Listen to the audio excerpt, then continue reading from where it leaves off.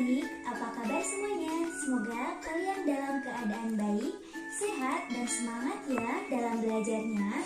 Ketemu lagi dengan Kak Hilda. Kali ini kita akan belajar materi mengenai bilangan berpangkat dan bentuk akar. Oke adik-adik, sebelum kita memulai pembelajaran, kakak mau nanya nih sama adik-adik semua. Apakah adik-adik semua udah siap dalam belajar? Kalau sudah siap, mari kita fokuskan pikiran dan perasaan kalian untuk serius dalam pembelajaran kali ini. Karena ada sebuah pepatah mengatakan bahwa masa depan adalah milik mereka yang bersungguh-sungguh menyiapkan dirinya pada hari ini. Maka dari itu, kalian harus bersungguh-sungguh dalam belajar hari ini ya, untuk menggapai masa depan kalian. Untuk itu, sebelum kita membahas materi lebih dalam lagi, mari kita berdoa terlebih dahulu. Berdoa dalam hati, mulai.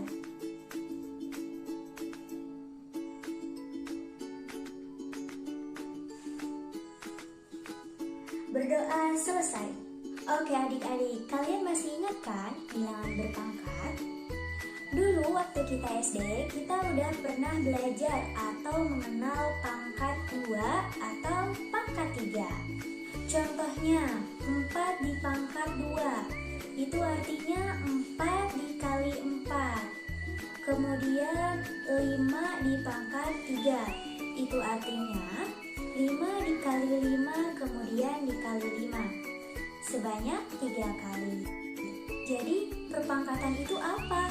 Apakah dari adik-adik semua ada yang mau menjawab atau memberikan definisi dari sebuah perpangkatan?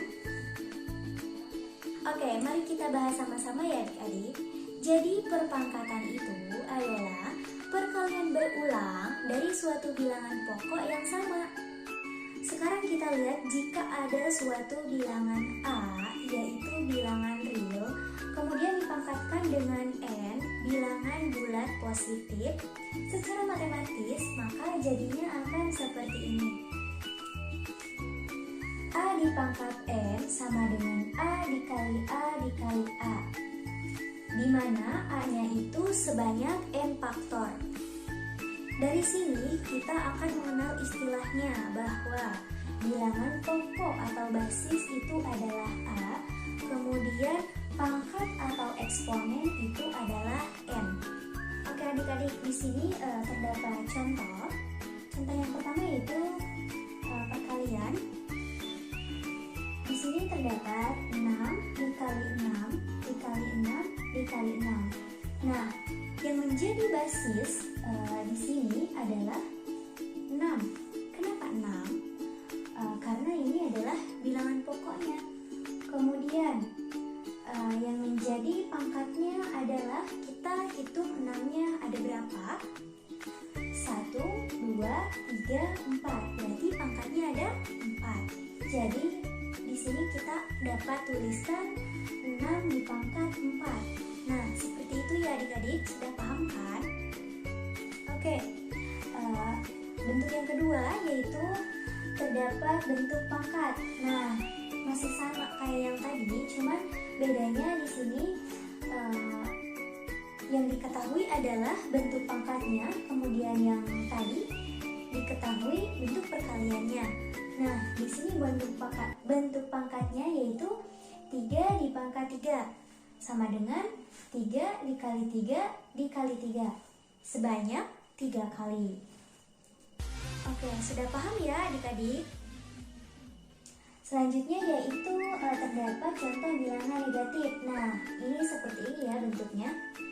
Dalam kurung negatif 2 di pangkat 3 sama dengan berapa? Ayo adik-adik, ada yang mau menjawab? Oke, langsung kita bahas ya. Jadi, penyelesaiannya adalah seperti ini ya. Sama dengan negatif 2 dalam kurung negatif 2 dikali dalam kurung negatif 2 dikali dalam kurung negatif 2. Karena pangkatnya ada 3, maka negatif 2-nya kita kalikan sebanyak 3 kali. Kemudian negatif 2 dikali negatif 2 sama dengan 4. kemudian 2-nya diturunkan, sama dengan 4 dikali negatif 2 sama dengan negatif 8. Seperti itu ya adik-adik. Oke, dari sini terdapat sifat. Jadi sifatnya itu yaitu jika bilangan negatif dipangkatkan dengan bilangan ganjil, maka hasilnya akan berupa bilangan negatif. Ini kan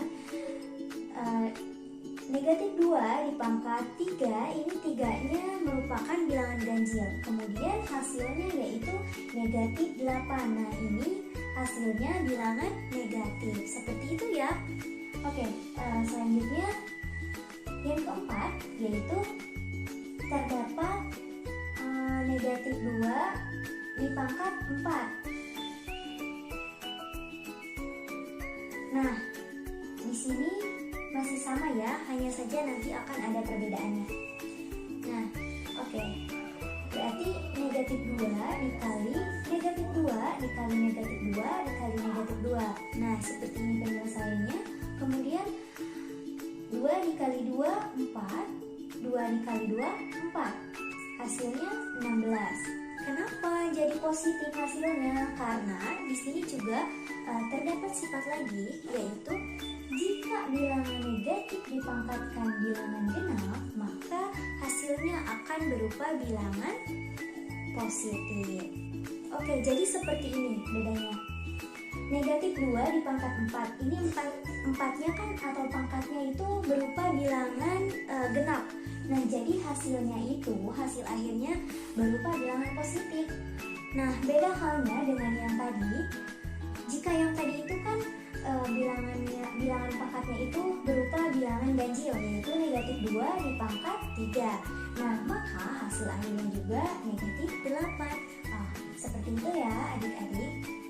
Sudah paham belum? Nah, oke, kita lanjut ke bagian yang kelima. Nah, di sini kakak terdapat contoh yaitu negatif 3 dipangkat 4. Nah, di sini bentuknya itu tidak memakai tanda kurung. Nah, maka kita akan menuliskan penyelesaiannya seperti ini. Negatif dituliskan di luar, kemudian tanda kurung. 3 dikali 3 dikali 3 dikali 3 sebanyak 4 kali. Nah, negatifnya di luar. Kemudian penyelesaiannya yaitu 3 dikali 3, 9. 3 dikali 3, 9. Maka 9 dikali 9 hasilnya negatif 21. Nah, kalau bentuknya seperti ini kan yang kita pangkatkan hanya bilangan 3-nya saja. Tanda negatifnya itu tidak masuk ke perpangkatan, jadi akan seperti ini. Karena jika dia tidak dikasih tanda kurung, maka dia itu tidak masuk dalam perpangkatannya. Nah, sampai sini dulu adik-adik sudah paham ya dengan apa yang kakak sampaikan? Oke adik-adik, kita lanjut mengenai sifat perpangkatan. Nah, pada bilangan berpangkat ada sifat-sifat yang bisa kita gunakan untuk mempermudah dalam perhitungan aljabarnya. Nah, apa aja sih sifat-sifatnya? Nah, sifat yang pertama yaitu terdapat sifat A dipangkat M dikali A dipangkat N sama dengan A dipangkat M ditambah N. Kemudian sifat yang kedua, bagian B, yaitu A dipangkat M dibagi A dipangkat N. Nah, sama dengan A dipangkat M dikurang N. Di sini disyaratkan A-nya itu bukan sama dengan 0, karena nanti bentuknya jadi 0 per 0. Nah, dan bentuk 0 per 0 itu adalah bentuk yang tidak tentu. Oke, lanjut ke sifat yang ketiga, yaitu dalam kurung A dikali B dipangkat N sama dengan A dipangkat M dikali B dipangkat N. Oke, seperti itu ya adik-adik. Selanjutnya yaitu sifat yang keempat, A dipangkat M dipangkatkan lagi dengan N sama dengan A dipangkat M dikali N. Oke, untuk sifat yang terakhir yaitu A dalam kurung A per B dipangkat M sama dengan A dipangkat M per B dipangkat M. Nah, di sini juga sama, terdapat syarat, yaitu syaratnya adalah B itu bukan sama dengan 0. Nah, kalau B-nya 0, maka bentuknya akan A per 0. Nah, maka dia tidak terdefinisi nantinya. Seperti itu ya adik-adik. Oke, selanjutnya kakak akan membahas mengenai contoh serta penjelasannya. Maka dari itu diharapkan pada adik-adik semua agar bisa memperhatikannya dengan sebaik mungkin. Oke, di sini terdapat contoh. Contoh yang pertama yaitu berbentuk perkalian, di mana 2 pangkat 7 dibagi 2 pangkat 3 sama dengan berapa? Nah, kita akan selesaikan ini dengan dua cara. Cara yang pertama menggunakan secara definisi. Secara definisi 2 pangkat 7 dibagi 2 pangkat 3 ini kalau kita rubah sedikit bentuknya, intinya ini kan sama aja ya, 2 pangkat 7 per 2 pangkat 3. Bagi atau per itu kan sama ya. Nah, kemudian secara definisi 2 pangkat 7 di sini artinya 2 kali 2 kali 2 sebanyak 7 faktor. Kemudian 2 pangkat 3 di sini artinya 2 kali 2 kali 2 sebanyak 3 faktor. Jadi 7 dikurangi 3 sama dengan 4. Jadi 2 kali 2 kali 2 kali 2 sama dengan hasilnya 2 pangkat 4. Oke, udah paham ya sampai sini? Kemudian kalau kita gunakan sifat, berarti di sini kita gunakan cara yang kedua. 2 pangkat 7 dibagi 2 pangkat 3. Ingat, jadi sifatnya kalau pembagian pangkatnya nanti akan kita kurangkan. Oke, jadi sama dengan 2 pangkat 7 dikurang 3 sama dengan hasilnya 2 pangkat 4. Nah, oke adik-adik, untuk contoh soal yang kedua, nah di sini itu terdapat perkalian ya, yaitu 9A dikali B dikali A kuadrat dikali 3B kuadrat sama dengan berapa? Nah, untuk penyelesaiannya, jadi ingat ya, perkalian tadi sifatnya bagaimana? Untuk pangkatnya nanti kita akan jumlahkan, jadi kita gunakan langsung sifat untuk menyelesaikan soal nomor 2 ini. Oke, untuk itu kita dekatkan dulu variabel yang sama, yaitu 9A dikali A kuadrat dikali B dikali 3B kuadrat. Kemudian 9A, nah A-nya ini 1 ya. 9A dipangkat 1 ditambah 2 dikali 3B, B ini 1 ya. 3B dipangkat 1 ditambah 2 sehingga menghasilkan 9A dipangkat 3 dikali 3B dipangkat 3. Maka kita sederhanakan lagi. 9 dikali 3 sama dengan 27. A dipangkat 3, B dipangkat 3. Nah, seperti itu ya adik-adik untuk penyelesaiannya. Oke, kita lihat contoh soal yang ketiga. Soal yang ketiga ini katanya 23B dipangkat 8 dikali 24B dipangkat 11 dibagi 46 dipangkat 13. Untuk penyelesaiannya, jadi ingat ya, di sini ada perkalian dan juga ada pembagian. Untuk perkalian, pangkatnya kita akan jumlahkan terlebih dahulu. Kemudian untuk pembagian, maka untuk pangkatnya kita akan kurangkan. Oke, langsung aja. Jadi kita jumlahkan dulu pangkatnya. Jadi hasilnya seperti ini. 23 dikali 24 dipangkat 8 ditambah 12 dibagi 46 dipangkat 13 sama dengan, nah di sini kita sederhanakan dulu, yaitu 24 dibagi 2 sama dengan 12. Kemudian 46 dibagi 2 sama dengan 23. Jadi untuk 23 ini kita coret karena sama. Dan 24 dibagi 2 sama dengan 12. Jadi 12 ditulis di sini, kemudian B-nya 8 ditambah 12 sama dengan 19. Jadi 12B dipangkat 19. Kemudian yang 46 itu sisanya jadi B pangkat 13 sama dengan 12B dipangkat 19 dikurang 13 sama dengan 12B dipangkat 6. Oke adik-adik, sampai sini apakah sudah paham? Jika ada yang kurang dipahami, segera tanyakan ya. Oke, alhamdulillah ya kalau begitu. Oke adik-adik, untuk materi berikutnya yaitu kita akan mengenal bentuk akar. Bentuk akar adalah akar dari suatu bilangan rasional yang hasilnya berupa bilangan irasional. Bentuk akar merupakan bentuk lain untuk menyatakan bilangan berpangkat pecahan. Bilangan bentuk akar akan berada dalam tanda seperti ini, atau bisa kita sebut sebagai tanda akar. Bentuk akar seperti ini, akar pangkat N dari akar A dipangkat M.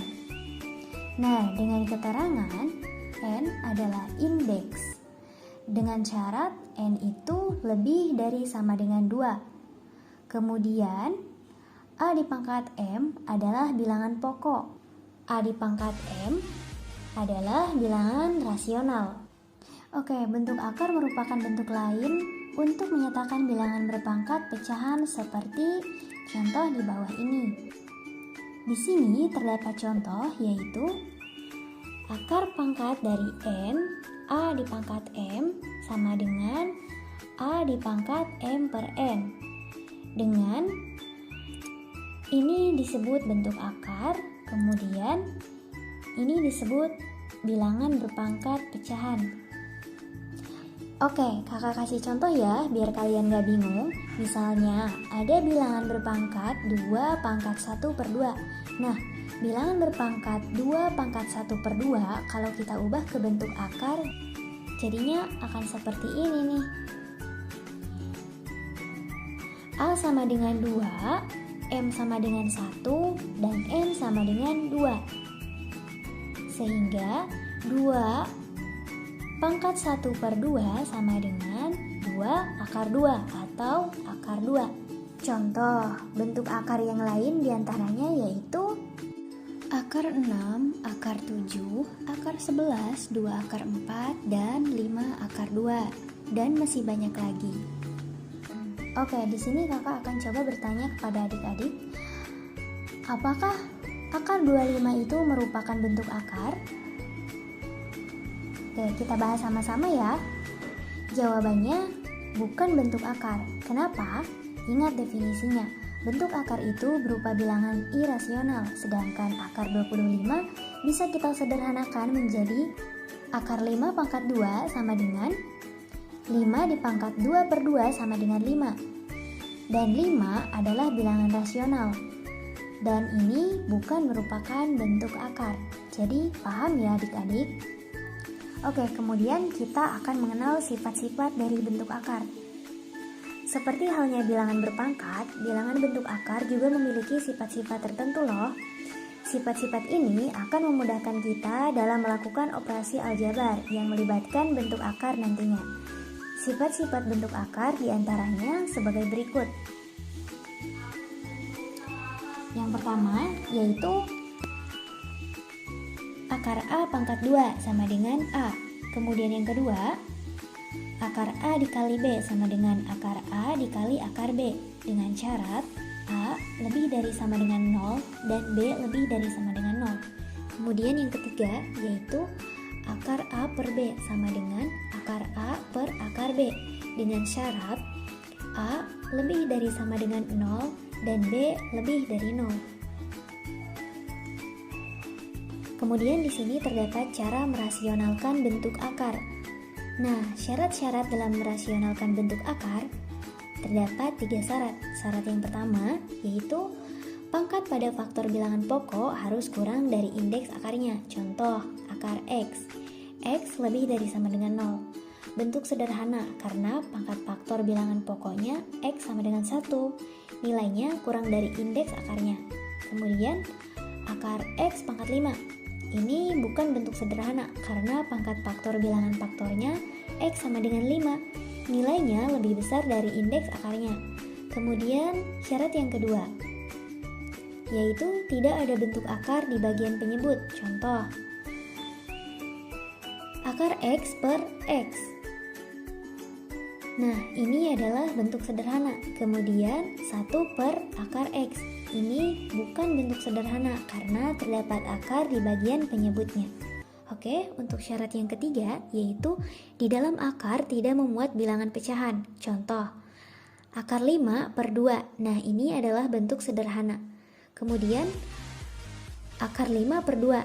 Ini bukan merupakan bentuk sederhana karena di dalam akar memuat bilangan pecahan.